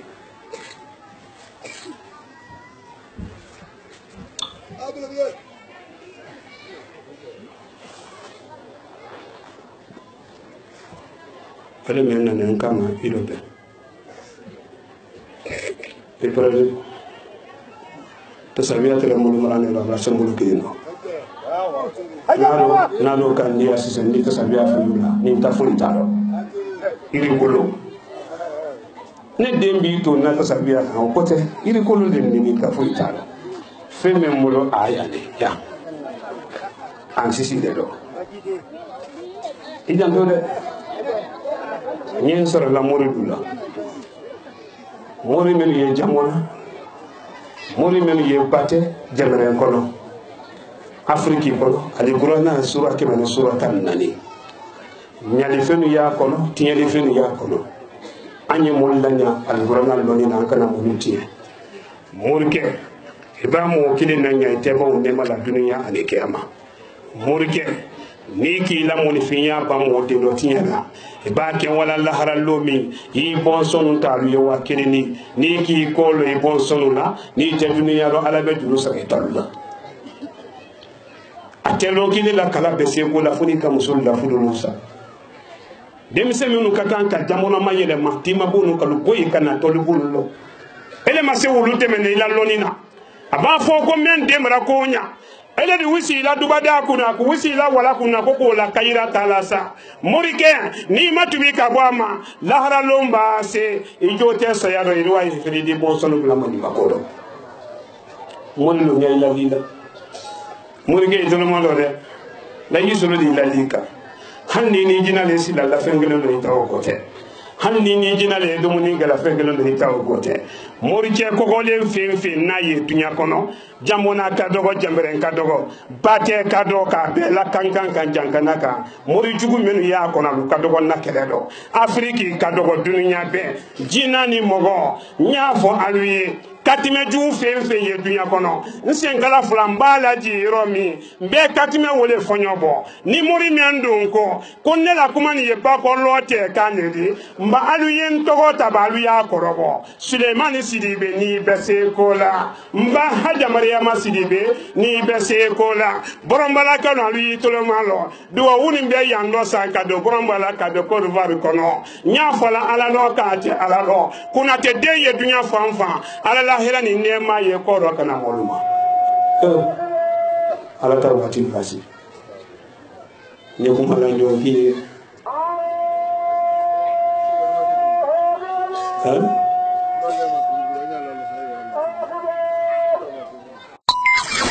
Nordin TV, la vision de Cheikh Souleymane Sidi. Orandelo ko nema ka di ambe ma ala mo cera anni hami men sile ala ma an hoyra anni jurubu be ala ma yafa wolo mori jugudu ara dul ni télévision alu ala temi ni mori kera dunya kono men lana la ceya la ko men lani ala la nyami alu yen to ka ja kono katime kono ila katime be fenentere ele yere lani mena kuna be mo mina tibla ilani la katime jugu mena bede mori menu ye nyali kala alu kote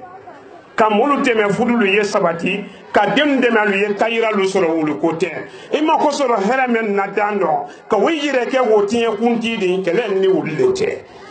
alu yen toji katime lu kono ni mori jugu men sera nambi kono kiyama ni do mase ina ise mo kuno ko jiyaro ili mo den tolu sula imaye anka 2020 ke kuma kele neka 2021 fene telefola le bidi ale kuma kele santan nani kuma kan kele pe ashhadu an la ilaha illallah wa ashhadu anna muhammadar rasulullah sallallahu alaihi wasallam santan nani kuma kan kele 2020 ke ni kuma kele neka 2021 o telefola le bidi ele kan lo ko 2020 temeni al makra moslo lotien ninji kana fen waradi na kuma lo ka soro alate morulu ba ko la danka ma juma no ala nyetoro ninji neji la kele nyaledi jama men limana ya nemma neni wulu kanda ile ala le bolo ana kono beni ile le bolo an son beni ile ala le do morulu tabra no wala mara se do wulu men ko ki tabola yen taduma abemi kuna de sole ya nini egalo mana ne kuna te lo ayama shi hal egalo uliyendo na le ba na ila kuy maso samena limana ya ba wa ya sila done kwina zoro ko dobra krisi ke kana kutia orina feneno di bro kreneno de ko no tudu ale ku vela nara ora nyafo molu ye krongo ngono alu ye mi ita bola ye ntaduma basi tulu alu ye tubi nyalu kale fa alala basi mayne basi se basuma wiya jo atemala namara akundo ye janfa meni basi ti yire le bela janfa korono ima basi iba soro mina sobo ma fo urala koko yala koko talo tulu yala tulu tala ajini yela kuma ye solila yire le ne te basi ta ti jebila sini watoro simi bosangura le ne hurta wote basi dulu ki anene alu ba fe ma dabari nyona ko ko ta ki la isingro ele ba du ko ele ni la ni la jite ni la ko mo yawo aldi o di gro sini walu bolo fe ne o eni micro no camera tabali gro pro ele la fo sini sa ko basi ni ko malaka kadra na sini walu bolo fe ne ma dabari la wallahi basi dati jebila soma menu ye dunya kono menu tolo yenna alu yetu bi nyalu karifa alala basi te se kola ni mina malaka besi la bundala basi te se kola nyini kali malaka lu ji wati kaburu kono jote se kola nyafi tele me ye bola mote tele facture sala alaye dan fente ala de me na ko karo ye po aka sambili dan fe ma de me aka duro fre dan fenta de me na do minala man samenu ye dunya kono ala le ka wulu la dan ka turo kibla lu kana banka fanka di wuluma nafoloti menu ye dunya kono ale le ka la hina do di wuluma nya fo molu ye nam ma che ala la kele nya fe ni saya ki mine jote saya lo do menu kuna jala ko tema sidi boro sina musoli ni kali masina lutiya kama be tabla bi do menu kuna fula ko e jufa kono kama na borolo ay la sene buda na do ni bulo ye kulu ko nyi wa wuru kele ni wuru fulani sise kele ndama be tawla le chomo ko te bi taro de mi sen ko taro ni ma bla tenen kene babo basi me bulo ye wa ma fere jamona la yi solo le kuma kan kene tenen kene babo yi wila basi ma fere wa tere fumra yelama mana tolonge kama soni kono le ni sawa men lo ne jamona bi wallahi billahi tallahi ala le kadallo ora bi duguni salinya to le bi ka ke silamalo sawodi ka ke du kono do dilu sawodi kono do julu ko tede kono do ju kelen kelen men ye jamaro alu ko te nalman la kono do ju yabla anya soni makara jamona ye yele ka korota dunya ye nyabo jamona fe ni men ko ko tege ya kele lal dalu mena wole tiye to ka banki de retiya fe ni soma men don ko kuila ne korotela man ne brankali ka fo dunya nyina ni korote kera ya jamona ni korote kera jemelen ni korote kera bate ka ke sigiri jamana kala jinepe afriki be alu ye korote lo wuyali epi suruni ma ko man natam andi kala atemto wallahi billahi tallahi korote wuyali di ni men ko tunya ye korote koro ka boyan kabla ko de bardana ka do ko wari kono ka dunya la mama alu ye korote fadi nu ke kan nebo ni jeme sira nambi kono lahara ni do masi ine ise ngo ko mayele mando singaro manjani de de so so ay sirba basi ka basi do dia basi hangidi ba jangoro fadi te dahala karo kono no yi ba fadila tafoti ma yi fonti ma yi karo kono no yi ba fadila ala yi kanki balo ele nanen ko re ma ko sura re ma teke ele kuma yalen ko ele nyala yelen lenge julula ka wa ba kirel ni sen kirel lota kana wulu masiri do mine ko ku ile ku ngare fala wulla ibana so bodo mun na ko ko mata ke kabinero ye banki ku ni kandi kirema oro hankili le jangoro ni hankili ba jangoro fadila dala basi wuyale ni men no gogo tunyale alu ya tunya ke kan nepo ba ke dunya di lal tawla nallo masinila nalu korobo kam sire kadu de la toto ala kolema nur din islam ashhadu an la ilaha illallah wa ashhadu anna muhammadar rasulullah sallallahu alaihi wasallam jamona galu alu ya do baytaro mamme alu ya do baytaro alu ya nurudin do baytaro alu ya do baytaro walu hakato marasa sabanama subuago tunyaro ya mbatu ya tano subuago tunyaro watu ya tano tunya subuago mane malala ni tunya gada subuago lo alu ya fo dunya benye ko jamona subuago dane be fitredi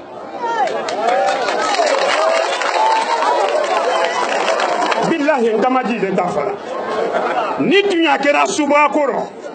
suba chema ni musoman ni tunya karado nyenu ye modenu mina la fitri fe kalu walo salifana tele tuma kalu mina la sala tuma sumbiri tuma alu demul la nyon yelu ke foni karo do la tibiro anye karo dibile magben ka tele tan woro fla le piti suba lu ye adama den na ko lola la ni tunya karado alu ba nyon ye ka makaro damina la murul di dagbe ki si hina ko karo ba do tibiro kanda fodo ni dunya kala subo agoro jamona ta dane bi fitri bi longora botane bi ni su ko da bi ni meki kuna bo jamona ni dinen kolombalu ma wotu la sinin soma wana sonde basuno la le kanfaka نور الإسلام أشهد أن لا إله إلا الله وأشهد أن محمد رسول الله صلى الله عليه وسلم أستغفر الله أستغفر الله أستغفر الله أستغفر الله اللهم صل على محمد وعلى آل محمد وسلم اللهم صل على محمد وعلى آل محمد وسلم اللهم صل على محمد وعلى آل محمد وسلم اللهم صل على محمد وعلى آل محمد وسلم سبحان الله والحمد لله ولا إله إلا الله والله أكبر ولا حول ولا قوة إلا بالله العلي العظيم سبحان الله والحمد لله ولا إله إلا الله والله أكبر ولا حول ولا قوة إلا بالله العلي العظيم سبحان الله والحمد لله ولا إله إلا الله والله أكبر ولا حول ولا قوة إلا بالله العلي العظيم سبحان الله والحمد لله ولا إله إلا الله والله أكبر ولا حول ولا قوة إلا بالله العلي العظيم يا حي يا قيوم يا الله يا حي يا قيوم يا الله يا حي يا قيوم يا الله يا حي يا قيوم يا الله الحمد لله رب العالمين الحمد لله رب العالمين الحمد لله رب العالمين الحمد لله رب العالمين الله أكبر الله أكبر الله أكبر الله أكبر الله أكبر لا إله إلا الله محمد رسول الله لا إله إلا الله محمد رسول الله لا إله إلا الله محمد رسول الله لا إله إلا الله محمد رسول الله لا إله إلا الله محمد رسول الله لا إله إلا الله محمد رسول الله لا إله إلا الله محمد رسول الله لا إله إلا الله محمد رسول الله صلى الله عليه وسلم بيهمي فعليه همي من بيت فعليه ترى من جنغلو من كل رفلي من إدين نقول يجري لا كله إلى لولا كله بيهمي فعليه kesetende ne tumu ani baba ajibi setende asema samenye dunia ne laharati ole alagi nanye wolema hamini kono no filime jamala ala manwa dunia le haja mariama la senelo dunia tile lokasia na kan fajam fa dunia tile kire dunia sulu kasia ni haja kan fajam fa dunia sugine ala itolo yenna isabele julu salama Allah mirimadia tunya kini ni mako nim faka sega ke jangana tunya ane tele ka midi tele laji maliki ka toroya ni mako le ke sabati la kambi midi tele laji solo ka mo sabani nanene kakalo nyini ke la jonde am nyate bero julu salama sa jamona mo bolu baranne kunya mote dunia barasike habiya kala natani hamidole koso jamona nala mini alu ye fe men ko du ko nan fulo ani sini kende ya ani demisen na loni kaluden na kisi ka bodolo ani to ko fitnama atama de men ye ko kan ye wulu so fen fen na ne kan ande me juma salini ma nurudin ko no mona ko kan molu keni muso anna ne na tamya ma ka ala du ye jilu ma fa ma ka haminu yira kan na tal ma fa ala mo jara kuma fen fen na kenen bolo lo noni ndo ka funyo lu bonda wala le ko do na ba adama de no mi tolo malo nimba ka tolo malo suro ka tolo malo telelo londo la kola ko menelo ni romi ni o sen na bolo ye tunyari adamaden na ni toloma lo la ne jone jurubu tola kal ni hamini kono do filimento ala ma no ya ni laji maliki ne fa ka toloma lo laji maliki da kini de mali ko sujo nya tele jo nya amabere amapresi jama bi toloma lo ne jone jurubu tola ne fa la toloma lo menkene ala le julu sere la julu manti nya te gbero gbere ya men ba ke muso men ka muso yen na minindo tetele mati alula dindele fene benente lutulu yen na minindo de ma ya duni yalo ko hari jegbele ma de misonu ye toloma lo ne radio la television la baraka nyene dusu yalo kono hari jegbele ma ka ala dunya ma ko lu nyama jangoro jume ye dunya kono bi ka lan fadi ko jangoro toluka ka ala dunya ka baraka boaro ka ala la kanda ne kisi kono ala mo tela duwa wuni barakala la jine jamana ala ma sumala duwa wuni barakala la jine kadenu ala mo tela duwa wuni barakala jamana mansake alfa ala ma tela jamana ni mento ko la jine fenfe ya kono juguya ani jamfa ko ka ala ma tiara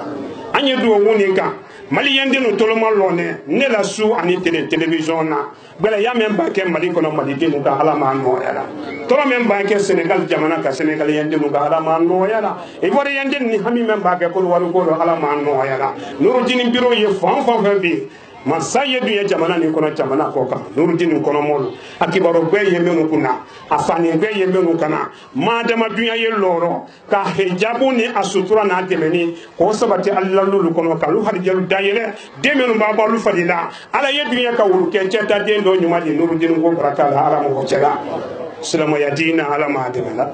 dina de men bodo ala mo lu tekana jamana ne ko ma alu soro ka ala la hisna do an kan mala do an seyro ala mo cela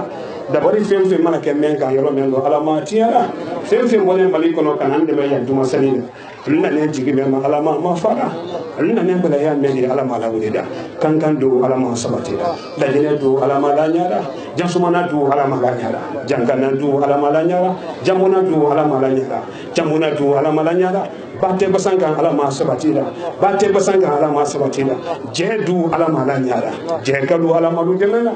duma wali yakalu ala malu demela duma wali yakalu ala malu demela numsa yakalu ala malu demela numsa yakalu ala malu demela amra duma sere ni ke so fena adu wu noro ka nyama ka here ni jama ye ala mo chara do wuni ko si do ya na la ira be sangura ni bokoro ka ala dunya yila memba ke men fe ko ala mala wulida sutura men lo yimena me ye dolo ka ye troko ka bla lo ila ma bla nyalo do wuni barakala ka mulu bisu ko selinya ka wa ala mo chara ne yime barakata mena fatia da ni fatia bana andu wala sara sere bramba mo la jubu janna ko la jubu tabola anda ko si kankana ma me ko la sara sere bara ni la sara ni sere bara ka ni la sara jubu janna ali wala la hidi bara yo ko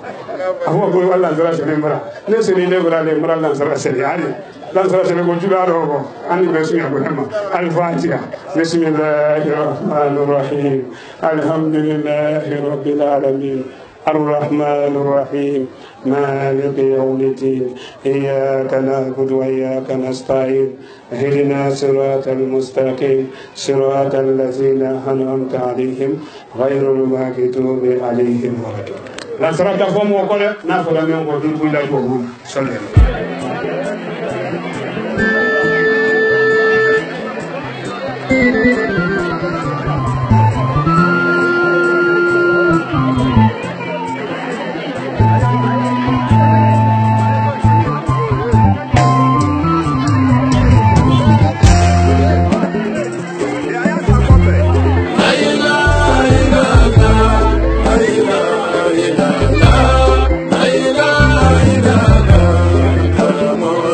Allah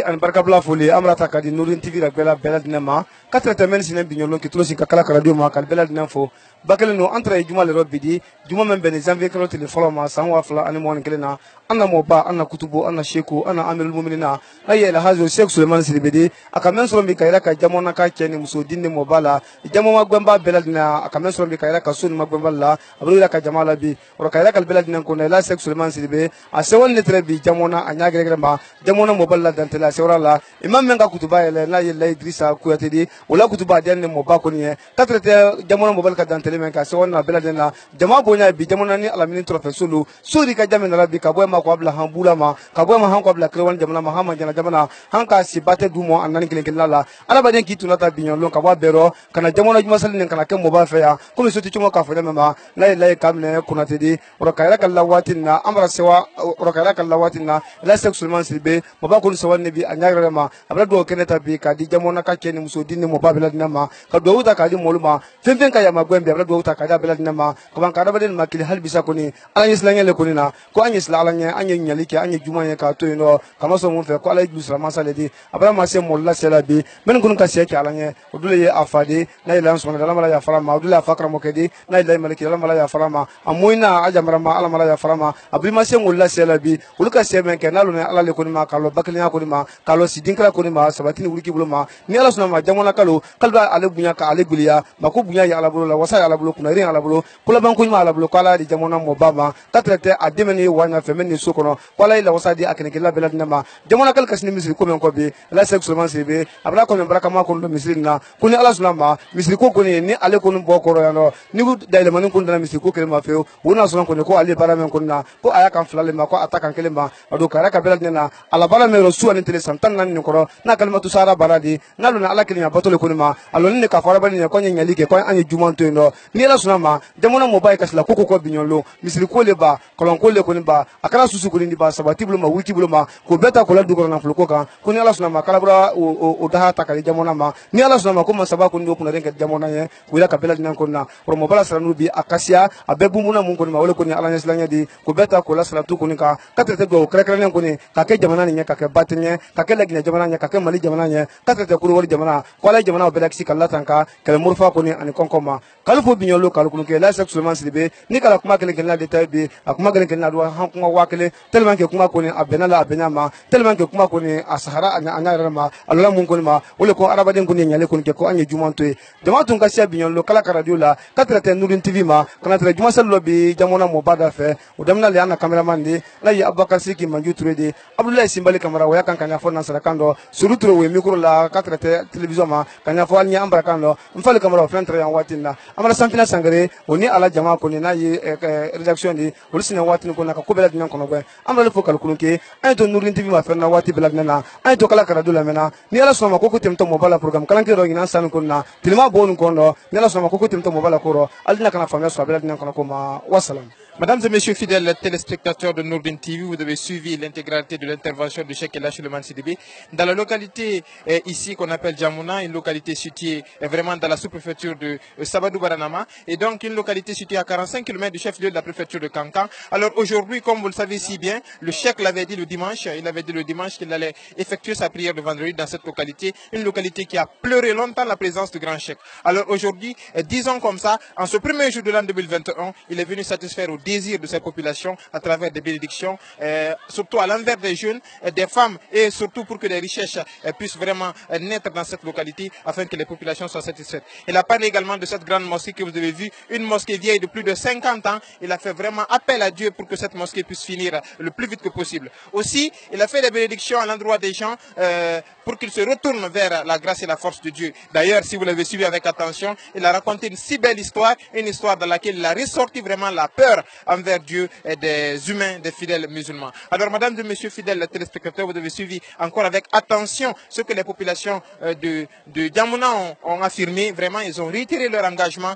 et leur disponibilité pour l'association Nurdin Islam. Et vous le savez vraiment, le public qui était là, ça se passe effectivement de commentaires. Alors, mesdames et messieurs fidèles téléspectateurs, en espérant vous retrouver dans la suite des programmes, nous vous disons merci beaucoup d'avoir suivi avec nous l'intégralité vraiment de cette cérémonie et nous vous demandons de rester fidèles à la télévision Nurdin Islam islam, pour le rayonnement de l'islam, mais aussi être fidèle à cette association, être fidèle aux idéaux de la Cheikh Souleymane Sidibé et surtout rester à l'écoute de la radio Kalaki et suivez cette télévision. Alors derrière la caméra, j'étais accompagné par Wakal Sidiki Mandjou Touré et du côté du service langue, il y avait Souri Touré. Ici derrière le micro pour vous servir Abdoulaye Simari Kamara. À tous vraiment, merci d'avoir suivi cette intégralité du déplacement du Cheikh Souleymane Sidibé du côté de Djamouna. En bon islam, comme j'aime bien le dire. Assalamu alaikum wa rahmatullahi. Merci beaucoup. Nourdine TV, la vision de Cheikh Souleymane Sidibé.